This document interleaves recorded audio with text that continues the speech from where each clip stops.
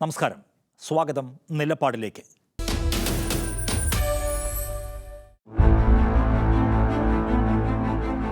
രണ്ടാം പിണറായി വിജയൻ സർക്കാർ 4 വർഷം പൂർത്തിയാക്കി അവസാന പാദത്തിലേക്ക് കടക്കുകയാണ്. സാധ്യമാക്കിയ നേട്ടങ്ങൾ നാടാകെ അറിയിക്കാൻ വിപുലമായ ആഘോഷ പരിപാടികൾ ഒരു വശത്ത് പുരോഗമിക്കുന്നു. വെല്ലുവിളിച്ചവരെയെല്ലാം നിഷ്പ്രഭമാക്കി സർക്കാർ വിജയ കിരീടം ചൂടിയെന്ന് എല്ലാ ജില്ലകളിലും എത്തി പ്രസംഗിക്കുന്നു മുഖ്യമന്ത്രി. എന്നാൽ നഷ്ടമല്ലാതെ കേരളത്തിന് ഗുണമൊന്നും ഉണ്ടാക്കിയ കാലമല്ല കഴിഞ്ഞുപോയ 4 ആണ്ടെന്ന് പ്രതിപക്ഷം. നവകേരളം എന്ന മുദ്രാവാക്യം ഉയർത്തി ഭരണം തുടങ്ങിയ പിണറായി വിജയൻ ലക്ഷ്യപഥത്തിലേക്ക് പ്രവേശിച്ചു കഴിഞ്ഞുവോ? വികസന വിരോധികളായ മാർക്സിസ്റ്റുകാർ എന്ന ആക്ഷേപത്തിന് അറുതിയിട്ട് അടിസ്ഥാന സൗകര്യ വികസനത്തിൽ അതിദൂരം മുന്നോട്ട് പോയോ? 2 ഘട്ടങ്ങളിലായി പിണറായി വിജയൻ.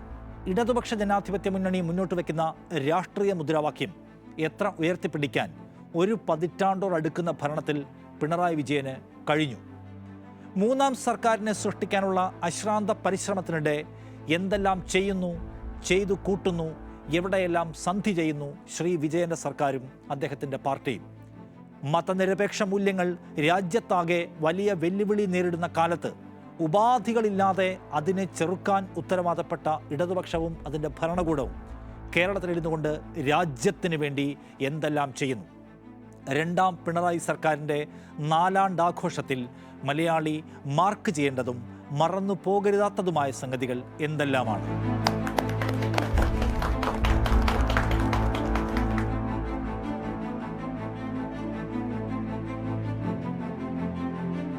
അഭിമാന ഭൂരിപക്ഷത്തോടെ 2ാം തവണയും അധികാരത്തിലെത്തിയ പിണറായി വിജയൻ സർക്കാരിന് വികസന ലക്ഷ്യങ്ങളിൽ ഏറെ ദൂരം മുന്നോട്ടു പോകാൻ കഴിഞ്ഞു എന്നത് നിസ്തർക്കമാണ്. ദീർഘകാലമായി സ്വപ്നങ്ങളിൽ മാത്രം കുരുങ്ങിക്കിടന്നിരുന്ന വമ്പൻ പദ്ധതികൾ സാധ്യതപ്രായമാക്കാൻ സർക്കാരിന് കഴിഞ്ഞു എന്നത് ചില്ലറ കാര്യമല്ല. കേരളത്തിൻ്റെ സാമ്പത്തിക വളർച്ചയ്ക്ക് നാഴികക്കല്ലാകുന്ന വിഴിഞ്ഞം അന്താരാഷ്ട്ര തുറമുഖ പദ്ധതിയുടെ 1ാം ഘട്ടം പൂർത്തിയാക്കുന്നത് പിണറായി വിജയൻ്റെ ഭരണകാലത്താണ്. UDF സർക്കാർ കരാറുണ്ടാക്കുകയും തറക്കല്ലിടുകയും ചെയ്തുവെങ്കിലും നിർമ്മാണം പൂർത്തിയാക്കുന്നതിൽ LDF സർക്കാരിൻ്റെ പങ്ക് വലുതാണ്. 2024 വിഴിഞ്ഞം തുറമുഖം പ്രവർത്തനക്ഷമമായിരിക്കുന്നു. ഇത് ലോക ഷിപ്പിംഗ് ഭൂപടത്തിൽ കേരളത്തിൻ്റെ സ്ഥാനം ഉയർത്തുമെന്നതിൽ സംശയമൊന്നും വേണ്ട. UDFൻ്റെ ഭരണകാലത്ത് വഴിമുട്ടി നിന്ന ദേശീയപാതയുടെ വികസനം LDF സർക്കാർ പൂർത്തിയാക്കുന്നു. 600 കിലോമീറ്ററിലധികം ദേശീയപാത വികസനം കമ്മീഷൻ ചെയ്യപ്പെടുന്നതോടെ ഗതാഗത സൗകര്യത്തിൻ്റെ കാര്യത്തിൽ കേരളം പുതിയ വേഗം കൈവരിക്കാൻ പോവുകയാണ്. നാടിൻ്റെ സാമ്പത്തിക വളർച്ച തന്നെ അത് ത്വരിതഗതിയിലാക്കും. ഇങ്ങനെ വൻകിട പദ്ധതികളുടെ കാര്യത്തിൽ കണിശമായ സമീപനം പിണറായി വിജയൻ സർക്കാരിൻ്റെ മുഖമുദ്രയാണ്. പദ്ധതികൾക്കെതിരെ ഉയർന്നു വരുന്ന സമരങ്ങളെ ഏതു വിധേനയും മറികടന്നാണ് പുതിയ കേരളത്തിന് പിണറായി വിജയൻ തറക്കല്ലിടുന്നത്. അടിസ്ഥാന സൗകര്യ മേഖലയിൽ മാത്രമല്ല, വ്യവസായ മേഖലയിൽ, ആരോഗ്യ മേഖലയിൽ, വിദ്യാഭ്യാസ മേഖലയിൽ എല്ലാം ശ്രദ്ധേയമായ ചുവടുകളെടുക്കാൻ പിണറായി വിജയൻ്റെ ഭരണകാലത്ത് കഴിഞ്ഞിട്ടുണ്ട്. സാമൂഹ്യക്ഷേമ പരിപാടികളിലും ദിശാബോധത്തോടെയാണ് സർക്കാരിൻ്റെ പോക്ക്.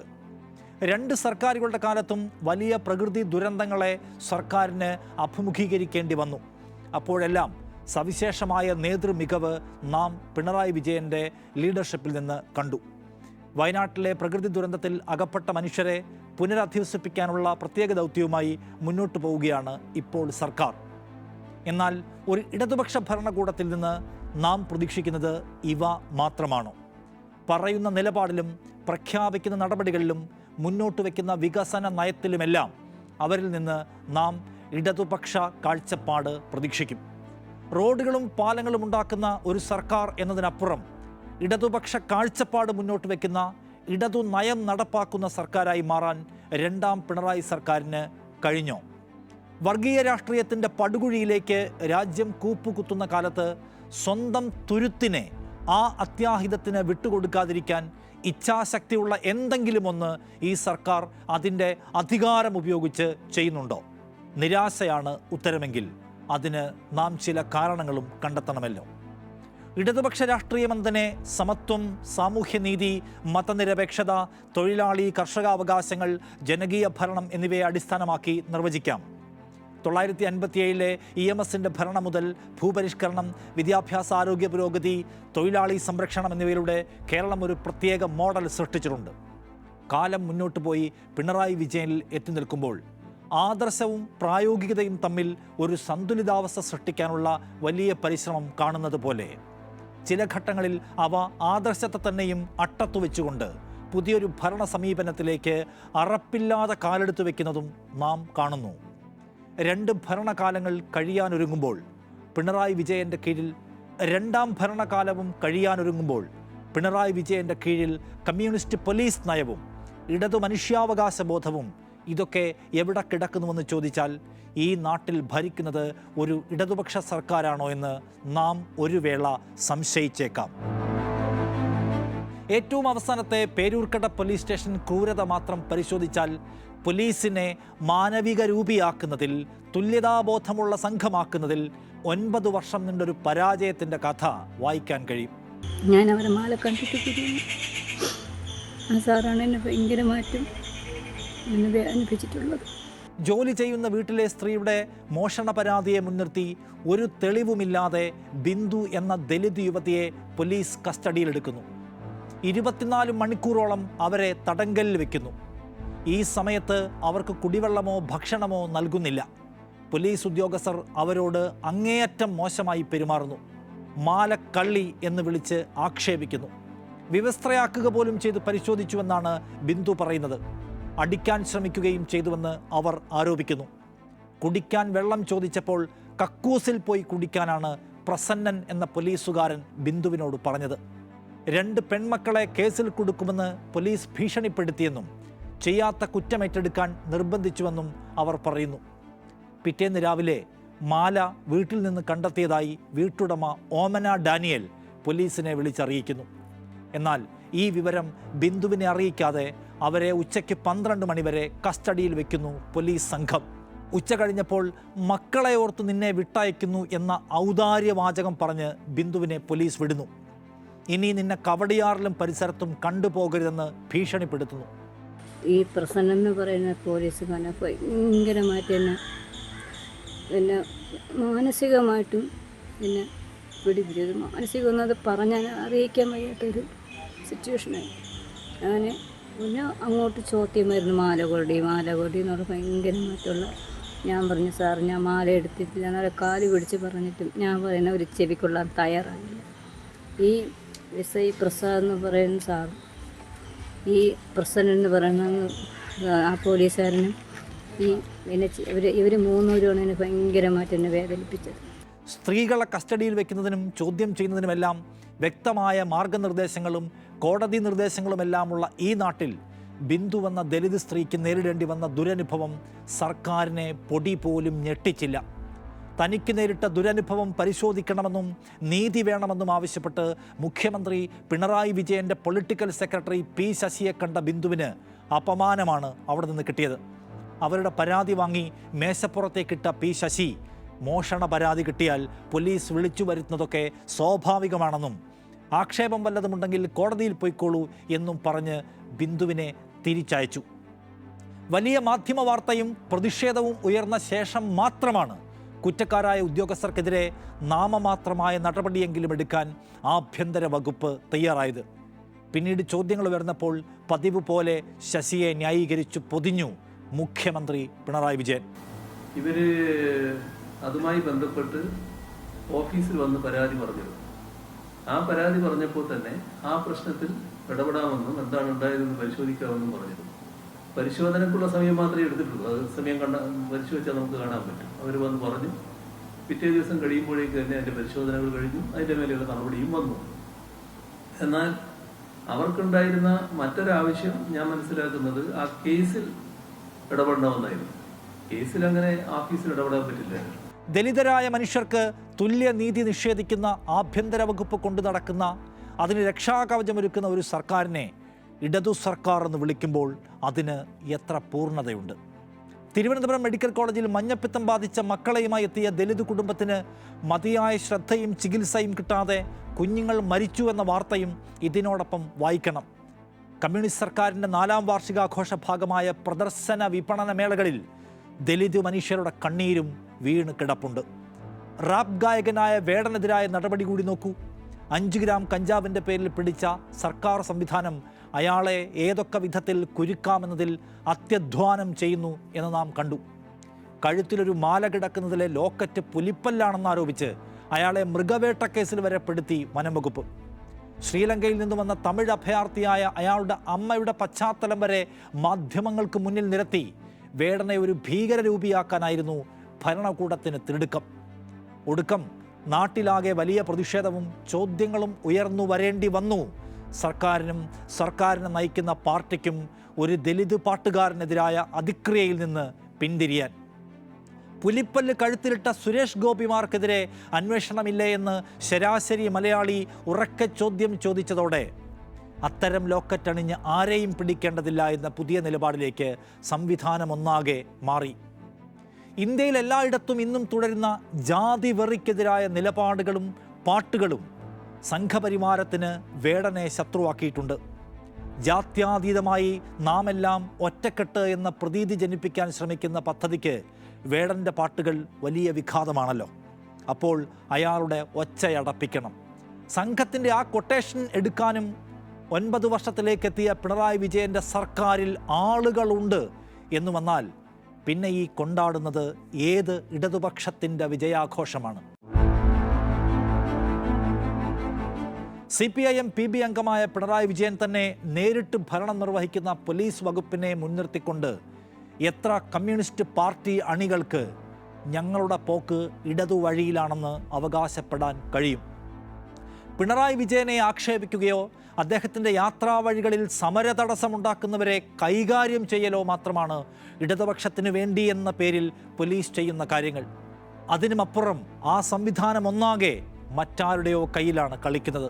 അത് തടയാനോ അതൊന്നുറക്കെ പറയാനോ പോലും ഈ 9ാം വർഷത്തിലും CPIM എന്ന വലിയ പാർട്ടിക്ക് കഴിയുന്നില്ല. അങ്ങേയറ്റത്തെ വിശ്വാസ്യതയോടെ പോലീസ് തലപ്പത്ത് മുഖ്യമന്ത്രി ഇരുത്തിക്കൊണ്ടു നടക്കുന്ന ഉദ്യോഗസ്ഥന് RSS നേതാക്കളുമായാണ് ചങ്ങാത്തം എന്നറിഞ്ഞിട്ടും അതെന്താണ് അങ്ങനെ ഒരു ഏർപ്പാട് എന്ന ചോദ്യം CPIMൻ്റെ സമ്മേളനങ്ങളിൽ പോലും ഉയർത്താനാവാത്ത വിധം ആ പാർട്ടി വേറെ എന്തിനൊക്കെയോ പരുവപ്പെട്ടിരിക്കുന്നു. പ്രാദേശിക പാർട്ടി നേതാക്കൾക്ക് പോലും അവകാശബോധത്തോടെ കയറിച്ചെല്ലാൻ കഴിയാത്ത ഇടങ്ങളാക്കി പോലീസ് സ്റ്റേഷനുകളെ മാറ്റിയിട്ടാണ് സഖാവ് പിണറായി വിജയൻ കമ്മ്യൂണിസ്റ്റ് ഭരണത്തിൻ്റെ 9 വർഷങ്ങൾ ആഘോഷിക്കുന്നത് എന്നിടത്താണ് വൈരുദ്ധ്യം. കയ്യിൽ കറ പറ്റിയിട്ടില്ലാത്ത കാലം എന്നാണ് അഴിമതി ആരോപണങ്ങളെക്കുറിച്ച് മുഖ്യമന്ത്രി നിയമസഭയിൽ എതിരാളികൾക്ക് നൽകിയ മറുപടി.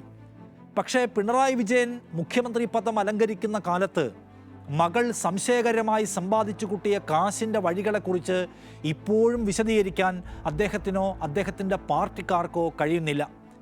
കരിമണൽ കമ്പനിയിൽ നിന്ന് മാസപ്പടിയായി 1.25 കോടി രൂപ വാങ്ങിച്ചെടുത്ത ടി വീണ എന്തിനാണത് വാങ്ങിയതെന്ന് ഈ ഭൂലോകത്ത് ആർക്കും അറിയില്ല. വീണയുടെ പൂട്ടിപ്പോയ എക്സാലോജി കമ്പനിയുമായി ഉണ്ടാക്കിയ IT സേവന കരാറിനാണ് പണം കൊടുത്തത് എന്ന് CPIM നേതൃത്വവും അണികളിൽ ചിലരും വാദിക്കുന്നു.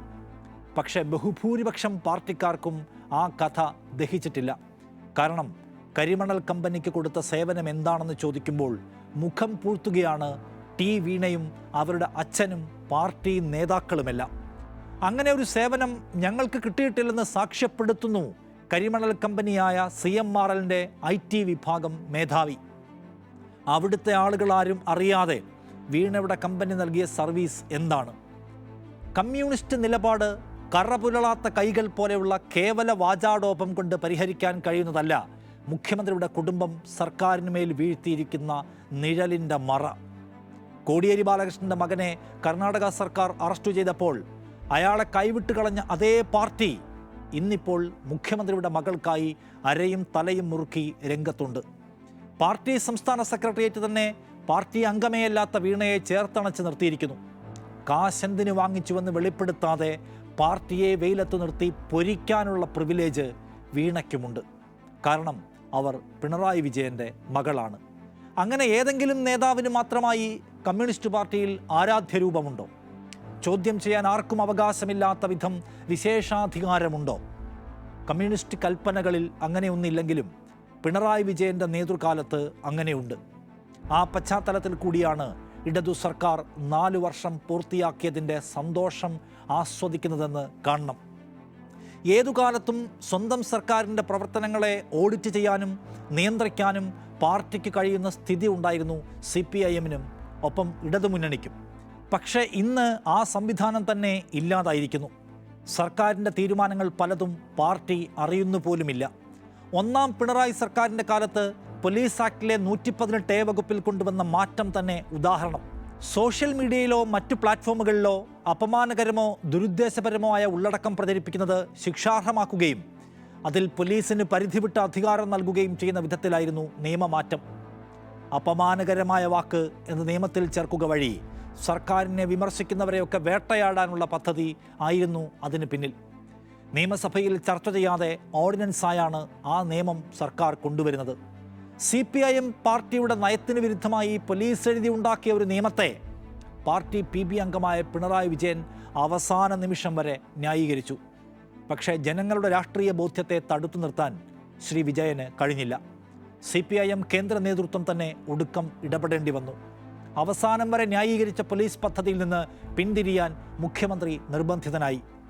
CPIM ദേശീയ തലത്തിൽ എതിർക്കുന്ന UAPAയുടെ കാര്യത്തിലും പലപ്പോഴും കുറുകെ നടന്നു പിണറായി വിജയൻ്റെ സർക്കാർ. മാവോയിസ്റ്റ് ബന്ധമാരോപിച്ച് 2 യുവാക്കളെ പിടിച്ച് ജയിലിലിട്ടിട്ട് ഇപ്പോഴും നിയമക്കുരുക്കിലാക്കി പീഡിപ്പിക്കുന്നു ഈ സർക്കാർ. മാവോയിസ്റ്റ് ആശയത്തിൽ വിശ്വസിച്ചാലോ അതിൻ്റെ പുസ്തകങ്ങൾ കയ്യിൽ വെച്ചാലോ ഒരാളെ കുറ്റക്കാരനാക്കി ജയിലിലടയ്ക്കാൻ കഴിയില്ല എന്ന് ഹൈക്കോടതി തന്നെ പറഞ്ഞിട്ടുണ്ട് എന്ന കാര്യം ഓർക്കണം. അപ്പോഴാണ് ചായ കുടിക്കാൻ പോയതിനല്ല അവരെ അറസ്റ്റ് ചെയ്തത് എന്ന പോലീസ് വാചകം മാധ്യമങ്ങൾക്ക് മുന്നിൽ അറപ്പില്ലാതെ വായിച്ചത് കമ്മ്യൂണിസ്റ്റ് മുഖ്യമന്ത്രി. പാർട്ടിയും പാർട്ടി മൂല്യങ്ങളും എന്നതിനപ്പുറം അധികാരത്തിൻ്റെ തനി വഴി എന്ന ലൈനിൽ പോകുന്നുവോ ഈ സർക്കാർ എന്ന ചോദ്യം അവിടെ ശക്തമായി ഉയർന്നു നിൽക്കുന്നുണ്ട്. സർക്കാരിൻ്റെ നയങ്ങളെ ചോദ്യം ചെയ്യാനോ ഇഴകീറി പരിശോധിക്കാനോ വിമർശനമുയർത്താനോ കഴിയാത്ത വിധം മറ്റൊരു പ്രതലത്തിലേക്ക് മാറിയിരിക്കുന്നു പാർട്ടിയുടെ പ്രവർത്തന ശൈലി. മുഖ്യമന്ത്രി പറയുന്നതിനപ്പുറത്തേക്ക് ചലിക്കാനാവാത്ത വിധം ബന്ധിതമായ പാർട്ടിയുടെ കമ്മിറ്റികളും സമ്മേളനങ്ങളും പോലും അനുഷ്ഠാനമായി മാറിയിരിക്കുന്നു. ഈ പശ്ചാത്തലത്തിൽ കൂടിയാണ് 4 വർഷം പൂർത്തിയാക്കുന്ന സർക്കാരിനെ നോക്കിക്കാണേണ്ടതും വിലയിരുത്തേണ്ടതും. ഈ സർക്കാരിനെ പാർട്ടി സദാസമയവും നിരീക്ഷിക്കുന്നുണ്ടെന്നും ആവശ്യമായ തിരുത്തുകൾ വരുത്തുന്നുണ്ടെന്നും വോട്ട് ചെയ്യുന്ന മനുഷ്യർക്ക് വിശ്വസിക്കാനാകുന്ന നിലയുണ്ടോ? അധികാര തുടർച്ചയ്ക്കോ നേതൃത്വത്തിൻ്റെ അതിജീവനത്തിനോ എന്തിനു വേണ്ടിയായാലും ഗുരുതര സ്വഭാവമുള്ള കോംപ്രമൈസുകളിലൂടെയാണ് 2ാം പിണറായി വിജയൻ സർക്കാരിൻ്റെ സഞ്ചാരമെന്ന് മനസ്സിലാക്കാൻ ആ പൂരം കലക്കൽ വിവാദം മാത്രം പരിശോധിച്ചാൽ മതി. കഴിഞ്ഞ വർഷത്തെ പൂരം ലോക്സഭാ തെരഞ്ഞെടുപ്പ് സമയത്തായിരുന്നു. പൂരത്തിൽ അസാധാരണമായ നിയന്ത്രണങ്ങൾ ചിലത് കൊണ്ടുവന്ന പോലീസ് അവിടെ ചില അനിഷ്ട സാഹചര്യങ്ങൾ സൃഷ്ടിച്ചുവെന്നും BJP സ്ഥാനാർത്ഥിയായ സുരേഷ് ഗോപിക്ക് രംഗത്തിടപെട്ട് രാഷ്ട്രീയ മൈലേജ് ഉണ്ടാക്കാൻ സഹായകമായി മാറി എന്നുമാണ് ആ വിവാദത്തിൻ്റെ രത്നച്ചുരുക്കം. ക്രമസമാധാന ചുമതലയിലുണ്ടായിരുന്ന ADGP MR അജിത് കുമാർ സ്ഥലത്തുണ്ടായിട്ടും പ്രശ്നം പരിഹരിക്കാൻ ഇടപെട്ടില്ലെന്ന് കണ്ടെത്തിയ സംസ്ഥാന പോലീസ് മേധാവി അക്കാര്യം ചൂണ്ടിക്കാട്ടി സർക്കാരിന് റിപ്പോർട്ട് കൊടുത്തു. പക്ഷേ നടപടിയൊന്നും ഉണ്ടായില്ല. ജനങ്ങളുടെ കണ്ണിൽ പൊടിയിടാൻ പിന്നെയും ഒരു അന്വേഷണം പ്രഖ്യാപിച്ചു മുഖ്യമന്ത്രി. പൂരം കലക്കലിനെ കുറിച്ച് ത്രിതല അന്വേഷണം പ്രഖ്യാപിച്ച് സീൻ മാറ്റാനായിരുന്നു സർക്കാരിന് തിടുക്കം. ആ പ്രഖ്യാപിച്ച അന്വേഷണം 1 വർഷത്തോളമാകുന്നു, എവിടെയും എത്തിയിട്ടില്ല. ആ അന്വേഷണത്തിൻ്റെ നിലവിലെ സ്ഥിതി എന്താണെന്ന് പോലും ആർക്കും അറിയില്ല. ചോദിച്ചാൽ അന്വേഷണം നടക്കുന്നു എന്ന് മാത്രമാണ് മറുപടി. 2ാമത്തെ സഖ്യകക്ഷിയായ CPIക്ക് പോലും കടുത്ത എതിർപ്പുണ്ടായിരുന്ന പൂരം കലക്കൽ നൈസായി മുക്കി സർക്കാർ. അതിനിടെ അന്വേഷണ ഭാഗമായി തൃശ്ശൂരിൽ നിന്നുള്ള നിയമസഭാംഗവും മന്ത്രിയുമായ റവന്യൂ മന്ത്രി K രാജൻ അന്വേഷണ സംഘത്തിന് നൽകിയ മൊഴി മാധ്യമങ്ങൾ വഴി പുറത്തു വന്നു. പൂരത്തിൽ അനിഷ്ട സംഭവങ്ങൾ ഉണ്ടായപ്പോൾ പലതവണ സ്ഥലത്തുണ്ടായിരുന്ന അജിത് കുമാറിനെ ഫോണിൽ വിളിച്ചുവെങ്കിലും അദ്ദേഹം അറ്റൻഡ് ചെയ്തില്ല എന്നാണ് മൊഴി. ഔദ്യോഗിക നമ്പറിലും പേഴ്സണൽ നമ്പറിലും വിളിച്ചുവെങ്കിലും അജിത് കുമാർ ഗൗനിച്ചില്ലെന്ന് മാത്രമല്ല തിരിച്ചു വിളിക്കുക പോലും ചെയ്തില്ല. പൂരം കലങ്ങലിൽ സംഘപരിവാരത്തിന് നേട്ടമുണ്ടാകുന്നതുവരെ മൗനം അവലംബിക്കാൻ അജിത് കുമാർ തീരുമാനിച്ചിരുന്നു എന്ന് സംശയിക്കാതിരിക്കുന്നത് എങ്ങനെ? സംസ്ഥാന മന്ത്രിസഭയിലെ 2ാമൻ വിളിച്ചാൽ പോലും ഫോൺ എടുക്കാതിരിക്കാൻ അജിത് കുമാറിനെ ധൈര്യപ്പെടുത്തുന്ന ആ ശക്തിയും പിൻബലവും എന്താണ്? സുരേഷ് ഗോപി നിയമം ലംഘിച്ച് ആംബുലൻസിൽ സ്ഥലത്തെത്തിയത് പോലീസ് നോക്കി നിന്നു. വിവാദമായപ്പോൾ 6 മാസത്തോളം കഴിഞ്ഞ് RSS സംഘടനയ്ക്കെതിരെ ഒരു കേസെടുത്തു മോട്ടോർ വാഹന വകുപ്പ്. ആ അന്വേഷണത്തിന് വല്ല പുരോഗതിയുമുണ്ടോ? മറ്റു പല കേസുകളിലും അത്യാവേശം കാണിക്കുന്ന MVD സുരേഷ് ഗോപിക്കും സേവാഭാരതിക്കുമെതിരായ കേസ് ഒതുക്കി കൂട്ടിക്കളഞ്ഞു. അത് ആരുടെ നിർദ്ദേശപ്രകാരമാണ്? സർവീസ് ചട്ടങ്ങൾ ലംഘിച്ചുകൊണ്ട് പലകുറി RSSൻ്റെ ദേശീയ നേതാക്കളെ കാണാൻ പോയ ക്രമസമാധാന ചുമതലയുള്ള പോലീസ് ഉന്നതനെതിരെ സർക്കാരിനോ പാർട്ടിക്കോ പോലും ഒരു നിലപാട് പറയാൻ പറ്റുന്നില്ല. CPIM എന്ന പാർട്ടിയാണ് ഈ സന്ദർഭത്തിൽ ഏറ്റവും വികൃതമായ ഭാവവുമായി നമ്മുടെ മുന്നിൽ തല കുനിച്ചു നിൽക്കുന്നത്. പാർലമെന്റിൽ നരേന്ദ്രമോദിക്കൊപ്പം ഊണ് കഴിക്കാൻ പോയ NK പ്രേമചന്ദ്രനോട് രാഷ്ട്രീയ നിലപാട് എവിടെ എന്ന് ചോദിച്ച അതേ പാർട്ടിയാണ് ADGP RSSനെ കണ്ടാൽ എന്താണ് കുഴപ്പമെന്ന വഷളുവാചകം കേരളത്തിൻ്റെ മുന്നിലേക്ക് വെക്കുന്നത്. ഇനിയും വിശദീകരിക്കാൻ കഴിയാത്ത ആ പൂരവിവാദത്തിൻ്റെ ഓർമ്മ വറ്റാത്ത ദിനങ്ങളിൽ നിന്നുകൊണ്ടാണ് പിണറായി വിജയൻ സർക്കാർ 4ാം വാർഷികം ആഘോഷിക്കുന്നത്. സംസ്ഥാനത്ത് സംഘപരിവാരം പല വഴികളിലൂടെ കടന്നു വരുന്നത് തിരിച്ചറിയാൻ കഴിയാത്തതല്ല CPIMൻ്റെ പ്രശ്നം. സാമൂഹ്യ ചലനങ്ങളെ ഇത്രയധികം വേഗത്തിൽ തിരിച്ചറിയാൻ കഴിയുന്ന സംഘടനാ സംവിധാനമുള്ള വേറെ ഒരു പാർട്ടിയും ഇന്ന് കേരളത്തിലില്ല. അപ്പോൾ പിന്നെ എന്തുകൊണ്ടായിരിക്കും നാടാകെ വെറുപ്പ് വിതറുന്ന ഉത്തരേന്ത്യൻ മോഡൽ സംഘ പദ്ധതിയോട് പാർട്ടിയും സർക്കാരും സന്ധിയാവുന്നത്? മുഖ്യമന്ത്രിയുടെ മകൾക്കെതിരായ കേസുകൾ ഒത്തുതീർക്കാനാണെന്ന് എതിരാളികൾ പറയുന്നു. അത്തരമൊരു തീർപ്പിലേക്ക് നമുക്കെത്താൻ കഴിയില്ല. പക്ഷേ ഇനിയും വിശദീകരിക്കപ്പെടാത്ത കുറേയധികം ഏരിയകൾ ബാക്കി കിടക്കുന്നിടത്തോളം കാലം എല്ലാത്തരം കോംപ്രമൈസ് സിദ്ധാന്തങ്ങൾക്കും ഈ കേരളത്തിൽ സ്കോപ്പുണ്ട്. കാസക്കൂട്ടങ്ങളുടെ വിഭജന പദ്ധതികളിൽ നിന്ന് നമ്മുടെ നാടിനെ രക്ഷിക്കാൻ ഈ സർക്കാർ കണിശമായൊന്നും ചെയ്യുന്നില്ല എന്നത് എത്ര നിഷേധിച്ചാലും ഉയർന്നു നിൽക്കുന്ന യാഥാർത്ഥ്യമാണ്. 2014 പിണറായി വിജയൻ അധികാരമേറ്റത് മുതൽ സംസ്ഥാനത്ത് പോലീസ് ചലിക്കുന്നത് ഇടതുപക്ഷ ജനാധിപത്യ മുന്നണിയുടെ നയത്തിനൊപ്പിച്ചല്ല എന്ന ഗൗരവ വിമർശനം കേരളത്തിലുണ്ട്. ഹിന്ദുത്വ വർഗീയ സംഘങ്ങളുടെ വെറുപ്പിനോടും രാഷ്ട്രീയ പദ്ധതികളോടും വഴങ്ങിയെന്നു മാത്രമല്ല, കേരളത്തിലെ പോലീസ് സ്റ്റേഷനുകളിൽ പൊതുപ്രവർത്തകർക്കിടമില്ലാതാക്കിയ പോലീസ് രാജിനും പിണറായി വിജയൻ്റെ ഭരണത്തിന് കീഴിൽ തുടക്കം കുറിച്ചു. ആഭ്യന്തര വകുപ്പിനെയും അതിൻ്റെ മന്ത്രിയെയും ഇടതുനയത്തിലേക്ക് കൊണ്ടുവരുന്നതിൽ പാർട്ടിയും ദയനീയമായി പരാജയപ്പെട്ടു. പോലീസ് സ്റ്റേഷനുകളിൽ ജനകീയ പ്രശ്നങ്ങളുമായി കയറിയിറങ്ങാനാകാതെ സഖാക്കൾ അപമാന ജീവിതം തുടരുമ്പോൾ സംഘപരിവാരത്തോട് പോലീസ് വിധേയ സമീപനം തുടരുന്നു. ഇപ്പോഴും അതിൻ്റെ നടത്തിപ്പുകാരനെ പോലെ ADGP അജിത് കുമാർ പോലീസ് സംവിധാനത്തിൻ്റെ തലപ്പത്തിരിക്കുന്നു. റോഡും കെട്ടിടങ്ങളും ഉണ്ടാക്കാൻ ഒരു കമ്മ്യൂണിസ്റ്റ് സർക്കാർ തന്നെ വേണം എന്നില്ല. പക്ഷേ വിഭാവനം ചെയ്യുന്ന വികസന പദ്ധതികൾക്കെല്ലാം ഒരു മാനവിക രൂപം പകർന്നു നൽകാൻ ജനം ഇടതുപക്ഷത്തെ പ്രതീക്ഷിക്കുന്നുണ്ട്. അതിനുമപ്പുറത്ത് ഇനിയും കൊളോണിയൽ ഭരണസങ്കല്പത്തിൽ നിന്ന് പുറത്തുവരാത്ത ജാതീയ ഉച്ചനീചത്വങ്ങളുടെ വിഴുപ്പ് പേറുന്ന ഭരണ സംവിധാനങ്ങളെ ശരിവഴിക്ക് നയിക്കാൻ ഇടതുപക്ഷത്തിന് കഴിയുമെന്ന് മനുഷ്യർ വിചാരിക്കുന്നുണ്ട്. ഏറ്റവും താഴെത്തട്ടിലുള്ള മനുഷ്യനോടും അനുഭാവത്തോടെയും തുല്യതാബോധത്തോടെയും പെരുമാറും ഇടതു സർക്കാരുകളെന്ന് ആളുകൾ ആശിച്ചിരുന്നു. വർഗീയതയുടെ ഏതു കൊടുങ്കാറ്റടിക്കുമ്പോഴും അവശേഷിക്കുന്ന തുരുത്തുകളിൽ മല പോലെ നിൽക്കും ഇടതുപക്ഷമെന്നായിരുന്നു അവരുടെ ചരിത്രബോധ്യം. എന്നാൽ അത്തരം മൗലിക മൂല്യങ്ങളുടെ കുറുകെ നടന്നുകൊണ്ടാണ് പിണറായി സർക്കാർ 4 വർഷങ്ങൾ പിന്നിടുന്നത് എന്ന യാഥാർത്ഥ്യം ഏത് പ്രദർശന വിപണന മേളകളുടെ പ്രഭയും കെടുത്തു. അധികാര തുടർച്ചയെന്ന ഒറ്റ ലക്ഷ്യമാണ് ഈ സന്ധികൾക്കെല്ലാം പിന്നിലുള്ളതെങ്കിൽ ഒരു കാര്യം അവർ ഓർക്കേണ്ടതുണ്ട്. മതനിരപേക്ഷ ജനാധിപത്യ മൂല്യബന്ധിതമായൊരു നാട് അവശേഷിക്കുന്നില്ലെങ്കിൽ പിന്നെ നമ്മളും നമ്മുടെ അധികാര സ്വപ്നങ്ങളുമെല്ലാം വൃഥാവിലാണെന്ന സത്യം. ലോകത്തിന് മാതൃകയായ കേരളമെന്നാൽ അത് നമ്മുടെ സാക്ഷരതാ നിരക്കോ ആരോഗ്യ സൂചികകളോ മാത്രമല്ല, നാം ആർജിച്ചെടുത്ത നവോത്ഥാന മൂല്യങ്ങളും മതനിരപേക്ഷ അടിത്തറയും കൂടി ചേരുന്നതാണ് അത്. അവ ബലി കഴിച്ചുകൊണ്ടുള്ള ഈ സഞ്ചാരം നാടിനു വേണ്ടിയാണെന്നെങ്കിലും പറയാതിരിക്കുക. നിലപാട് പൂർണ്ണമാകുന്നു. നന്ദി.